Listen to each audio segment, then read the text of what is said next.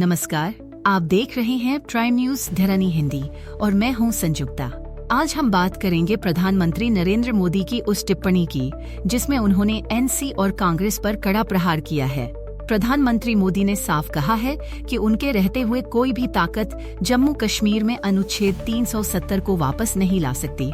धुले, महाराष्ट्र में एक चुनावी रैली के दौरान प्रधानमंत्री मोदी ने एनसी कांग्रेस को लेकर चेतावनी दी। उन्होंने कहा कि जम्मू कश्मीर में जैसे ही कांग्रेस और इंडी गठबंधन को सरकार बनाने का मौका मिला, उन्होंने तुरंत साजिशें शुरू कर दी। हाल ही में जम्मू कश्मीर विधानसभा ने अनुच्छेद 370 बहाल करने के समर्थन में एक प्रस्ताव पास किया। कांग्रेस और एनसी विधायकों ने इस प्रस्ताव का समर्थन किया, जबकि बीजेपी ने इसका विरोध किया। मोदी जी ने इस पर आपत्ति जताते हुए कहा कि भाजपा विधायकों को प्रस्ताव का विरोध करने पर जबरदस्ती हटाया गया। प्रधानमंत्री मोदी ने इस पर एनसी कांग्रेस को निशाने पर लेते हुए कहा कि उनके रहते हुए जम्मू कश्मीर में संविधान केवल भीमराव आम्बेडकर का ही चलेगा और कोई ताकत अनुच्छेद 370 को बहाल नहीं कर सकती। उन्होंने यह भी कहा कि देश अनुच्छेद 370 के रद्द होने को पलटने का कोई प्रयास बर्दाश्त नहीं करेगा। अब हम बात करेंगे अलीगढ़ मुस्लिम यूनिवर्सिटी आमू की, जो कभी मुस्लिम राजनीति का केंद्र थी और धीरे धीरे खुद मुस्लिम राजनीति का प्रतीक बन गई है। आमू के अल्पसंख्यक दर्जे और इसकी ऐतिहासिक संदर्भ पर सुप्रीम कोर्ट का ताज़ा फैसला सामने आया है।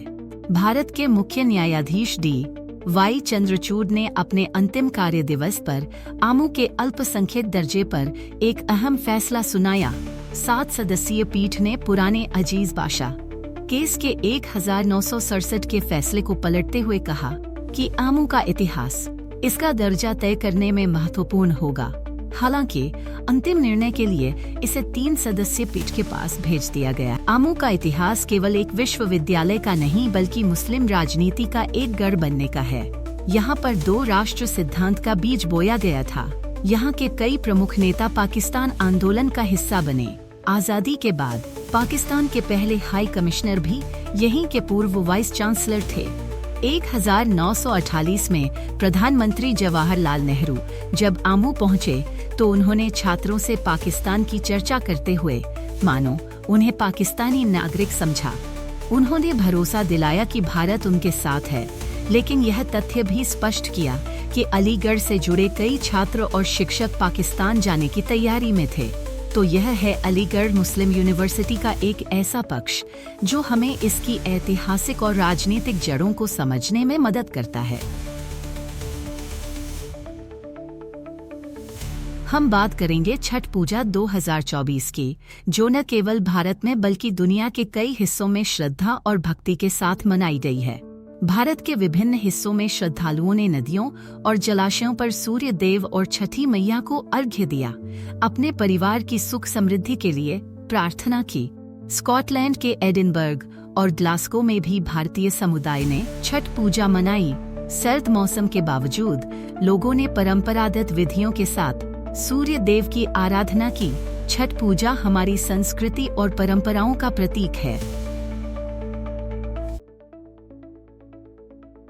मुरादाबाद में कुंदरकी विधानसभा उपचुनाव के लिए मुख्यमंत्री योगी आदित्यनाथ ने जनसभा को संबोधित किया। आइए जानते हैं उनके भाषण की मुख्य बातें। मुरादाबाद के भदासना गांव में आयोजित जनसभा में मुख्यमंत्री योगी आदित्यनाथ ने समाजवादी पार्टी पर कड़ा हमला बोला। उन्होंने आरोप लगाया कि सपा का समर्थन अपराधियों और गुंडाराज को बढ़ावा देने में है। उन्होंने कहा, जिस गाड़ी में सपा का झंडा, समझिए वो गुंडों की सवारी है। भारत निर्वाचन आयोग ने किया है तो सर्वत्र खुशी थी। किसी व्यक्ति, जाति, मत, मजहब को परेशानी नहीं थी, लेकिन परेशानी थी तो केवल और केवल समाजवादी पार्टी को परेशानी हुई। इनकी परेशानी समझी जा सकती है, इनकी परेशानी समझी जा सकती है। वो हर उस अच्छे कार्य के लिए परेशान होते हैं। मुख्यमंत्री ने आगे कहा, जनता के बीच अब यह धारणा है कि जहां दिखे सपाई वहां बेटियां घबराई। योगी आदित्यनाथ के इन बयानों ने जनसभा में काफी उत्साह और समर्थन की लहर पैदा कर दी।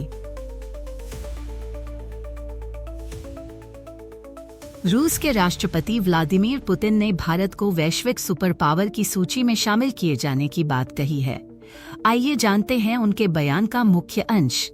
पुतिन ने सोची में वल्दाई डिस्कशन क्लब के सत्र में कहा कि भारत की अर्थव्यवस्था सबसे तेज गति से बढ़ रही है। उन्होंने भारत को महान देश बताते हुए कहा कि रूस हर दिशा में भारत के साथ अपने संबंधों को मजबूत कर रहा है। रक्षा और सुरक्षा में गहरा सहयोग है, जिसमें ब्रह्मोस मिसाइल प्रोजेक्ट का उदाहरण दिया। इसके साथ ही पुतिन ने भारत चीन सीमा विवाद पर कहा कि समझौतों से भविष्य में समाधान की उम्मीद है।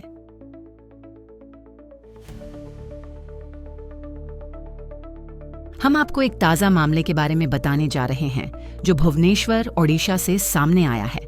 इस मामले में एक युवती ने जम्मू और कश्मीर के एक युवक के खिलाफ शिकायत दर्ज करवाई है। आइए जानते हैं क्या है पूरा मामला। रिपोर्ट्स के अनुसार यह घटना भुवनेश्वर के महिला पुलिस स्टेशन में दर्ज की गई है। एक ओडिया लड़की ने शिकायत की है कि जम्मू और कश्मीर का एक युवक समीर मंसूर उसके साथ रिश्ते में था। हाल ही में समीर ओडिशा आया और उसने लड़की को कश्मीर ले जाने की कोशिश की। जब लड़की को पता चला कि वह लड़का किसी विशेष समुदाय से है तो उसने इसके बारे में और शिकायत की। लड़की ने बताया कि समीर ने उसकी धर्म परिवर्तन के लिए दबाव डाला और उसे जबरदस्ती कश्मीर ले जाने की योजना बनाई। इसके बाद युवती ने भुवनेश्वर के महिला पुलिस स्टेशन में शिकायत दर्ज कराई और पुलिस मामले की जांच कर रही है। यह मामला कई सवालों को जन्म देता है और अब पुलिस इस पर गहनता से जांच कर रही है। अब बात करेंगे कटक में एक गैंग रेप मामले के बारे में और ओडिशा सरकार द्वारा महिलाओं के खिलाफ अपराधों को लेकर उठाए गए कड़े कदमों के बारे में। ओडिशा के कानून मंत्री ने राज्य को 2036 तक महिलाओं के लिए अपराध मुक्त राज्य बनाने का संकल्प लिया है। ओडिशा में कटक शहर में एक कॉलेज छात्रा से गैंग रेप की घटना ने पूरे राज्य को हिलाकर रख दिया है। इस मामले में छात्रा का आरोप है कि उसके बॉयफ्रेंड और उसके दोस्तों ने उसे न सिर्फ यौन शोषण का शिकार बनाया, बल्कि उसकी आपत्तिजनक वीडियो बनाकर उसे ब्लैकमेल भी किया। आरोपियों ने उसकी वीडियो सोशल मीडिया पर वायरल करने की धमकी दी और उसे कई जगहों पर बुलाकर गैंग रेप किया। इस घटना को लेकर ओडिशा के कानून मंत्री पृथ्वीराज हरिचंदन ने एक प्रेस कॉन्फ्रेंस में कहा कि राज्य सरकार महिलाओं से जुड़े अपराधों के खिलाफ शून्य सहनशीलता की नीति अपनाएगी। उन्होंने यह भी कहा कि मुख्यमंत्री मोहन मजी ने कटक गैंग रेप मामले में आरोपियों के खिलाफ सख्त सजा देने का निर्देश दिया है। कानून मंत्री ने कहा, हमारी सरकार महिला अपराधों के खिलाफ कड़ी कार्रवाई करेगी, चाहे उत्पीड़न, बलात्कार या गैंग रेप। हम कानून में जरूरी बदलाव करेंगे ताकि अपराधियों को कड़ी सजा मिले और अभियोजन दर बढ़े। इस बीच कटक के डीसीपी ने अधिकारियों को निर्देश दिया है कि वे उस कैफे को तुरंत सील करें जहां आरोपियों ने पीड़िता की वीडियो बनाई थी। पुलिस ने सभी 6 आरोपियों को गिरफ्तार कर लिया है, जिनमें एक नाबालिग भी शामिल है और उन्हें कोर्ट में पेश किया गया है।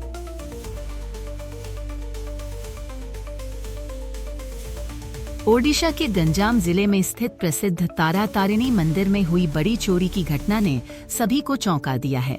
आइए जानते हैं इस घटना का पूरा विवरण। आपण तो मंदिर कार्यनिर्वाही अधिकारी टिके रेडी कौन कहिबे काली जो चोरी जाइछि ता ऊपर कौन कहिबे? देखो गोटे अभावनीय घटना घटी, गोटे दुखद घटना समस्त एपरी पीठरे चोरी घटना आम नॉलेज रे केबे नथिला। राति अधरे चोरी होईछि काली आम सिक्यूरीटी भी थिले। बर्तमान खबर पाइला पर सकाଳେ 5 बेले आसी पहुँचीचु, प्रशासन भी पहुँची, पुलिस प्रशासन पहुँची, साइंटिफिक टीम आसी समस्ते अच्छा इन्वेस्टिगेशन चली। निश्चित भाव आगामी दिन में किए कर धरा हम एवं दृढ़ कार्यानुष्ठान ग्रहण। तारा तारिणी मंदिर में मंगलवार रात 9 बजे से बुधवार सुबह 4 बजे के बीच चोरी की वारदात हुई। चोरों ने मां के मंदिर से 2 चांदी के मुखौटे, 2 मुकुट और 1 छत्र के साथ मंदिर के गर्भगृह में रखी दौड़कर घटना की सूचना मिलते ही पुलिस मौके पर पहुंच गई और मामले की जांच शुरू कर दी। सुबह जब पुजारी सनातन राणा ने मंदिर का दरवाजा खोला तो वे यह दृश्य देखकर हैरान रह गए। उन्होंने तुरंत मंदिर के ट्रस्टी और अधिकारियों को सूचित किया। इसके बाद गंजाम के एसपी शुभेंदु कुमार पात्रा, उप जिलाधिकारी पार्थ सारथी हंसदा और अन्य अधिकारियों ने घटनास्थल पर पहुंचकर जांच शुरू की। इस चोरी से स्थानीय लोग काफी दुखी और नाराज हैं। जनता की मांग है कि दोषियों को जल्द से जल्द पकड़कर सख्त सजा दी जाए। तारा तारिणी मंदिर में हुई इस चोरी से जनता में आक्रोश है और पुलिस की कार्यवाही पर सभी की निगाहें हैं। ओडिशा के खाद्य आपूर्ति और उपभोक्ता कल्याण मंत्री कृष्णा चंद्र पात्रा ने गुरुवार को एक महत्वपूर्ण घोषणा की। उन्होंने बताया कि जनवरी के पहले हफ्ते से ओडिशा के राशन कार्ड धारकों को चावल के साथ गेहूं भी मिलेगा। मंत्री ने कहा कि गेहूं की आपूर्ति प्रक्रिया थोड़ी देर से शुरू होगी क्योंकि कुछ सरकारी प्रक्रियाएं अभी पूरी नहीं हुई हैं। हालांकि वितरण में 2 महीने की देरी हो सकती है, लेकिन जनवरी से गेहूं मिलने लगेगा। उन्होंने कहा, हमने विभिन्न जिलों से गेहूं की आवश्यकता का आंकड़ा मांगा है। कुछ लाभार्थियों को गेहूं की जरूरत नहीं है, जबकि कुछ को है। इसके साथ ही ई-KYC प्रक्रिया में 85% काम पूरा हो चुका है और 16 लाख से अधिक अयोग्य लाभार्थियों की पहचान की गई है। पूरी प्रक्रिया को 15 दिनों में पूरा किया जाएगा। आपको हमारा वीडियो कैसा लगा? अगर आपको यह जानकारी पसंद आई हो तो कृपया वीडियो को लाइक करें, शेयर करें और हमारे चैनल को सब्सक्राइब जरूर करें। इसी तरह की ताज़ा खबरों के लिए बेल आइकन को दबाना न भूलें। हम आपके लिए हर दिन नई और महत्वपूर्ण जानकारी लाते रहेंगे। धन्यवाद।